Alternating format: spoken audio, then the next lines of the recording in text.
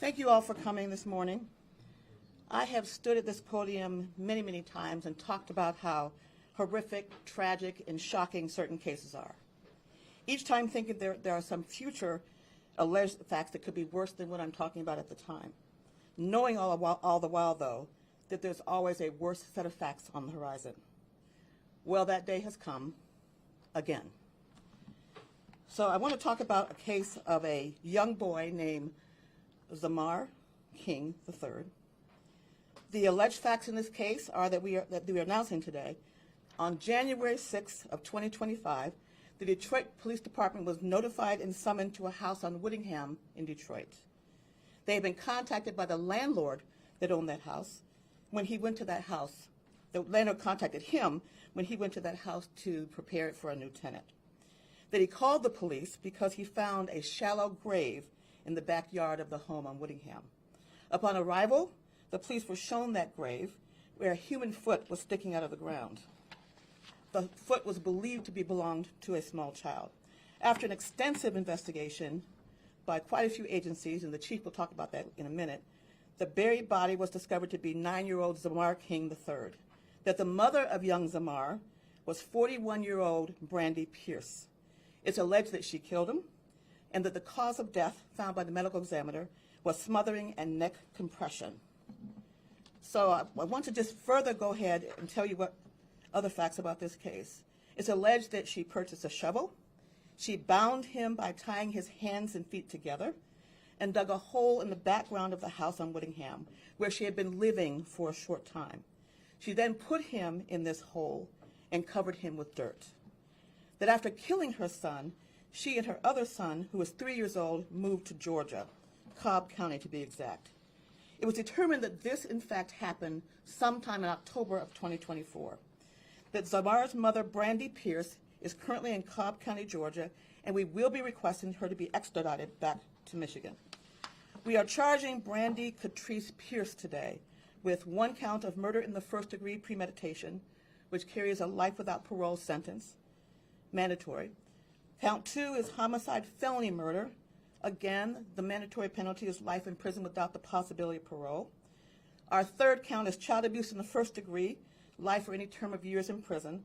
The first degree child abuse is the felony to make out the felony murder we are alleging. Count 4 is tampering with evidence, criminal case punishable by more than 10 years in prison. And the 5th one is interfering with, concealing and interfering with the death of an individual, 5 years, of course, that being 9-year-old Zemar King. As always, this defendant is presumed innocent unless or until proven guilty. I should tell you that Judge Aaliyah Sabri of the 36th District Court authorized these charges yesterday. And since we will be requesting extradition, we will notify you all when, in fact, she is back in the state of Michigan. So, of course, there is no next day for court. Again, let me just repeat. These charges and allegations are quite serious. They're deadly. They're shocking. Every platitude that you can think of. But again, Ms. Pierce is still presumed to be innocent unless or until proven guilty. So I'm going to have the chief say a couple words to you, and then we'll answer some questions for you if you can. Thank you, Madam Prosecutor. As Madam Prosecutor said, this case is rather shocking. In my 27-year career, I don't remember seeing anything like this, but I just want to thank, of course, Madam Prosecutor. I want to thank our law enforcement partners and everyone who helped out with this. The FBI was instrumental. Michigan State Police was instrumental in helping out as well, along with Cobb County and DeKalb County in the state of Georgia, their district attorney's office. And I just really want to express how proud I am of the hardworking men and women of the Detroit Police Department who helped bring this case to where it is today with these charges. I want to thank, of course, of our Major Crimes Division, the Commander Rebecca McKay, Captain Marcus Thurkill, Sergeant Ashley Peterson, Detective Kelly Lucy, who is here with us, Detective Lisa Johnson, and then the officer who is leading the case, Officer Isaac Yamas, and the members of the Western Squad. The Detroit Police Department works relentlessly on behalf of victims, and we are confident that there will be accountability for this. And as Madam Prosecutor said, of course, everyone is presumed innocent until proven guilty in a court of law. Thank you much. It seems to all of us who do this work on a daily basis that there's been just a large number of tragic cases that have happened to our children, worse than we have seen. So it's our hope that we don't continue to see these, but I know that's probably false hope that I'm having. Before we go any further, I want to introduce Tina Ripley, who has worked together on this case very hard. She will be trying this case. Louisa Papoulis is to her right and your left. She is the Deputy Chief of the Special Victims Unit. Kelly Gleason is to my immediate left, and she is the Chief of the Special Victims Unit. And again, if the Chief would introduce his people that are standing here, that would be helpful. Sergeant, I'm sorry, Detective Lisa Johnson is right here. Also, officer in charge of the case, Isaac Yamas. Kelly Lucy, detective. Ashley Peterson, Marcus Thurkill. Marcus is in the back there as well. And then Captain Rebecca McKay. Okay. We'll take some short questions at this point, if you have any. Not that you guys needed it to get a charging decision, but any indication as to why, a possible motive in this case? You know, I don't talk about motives at the time.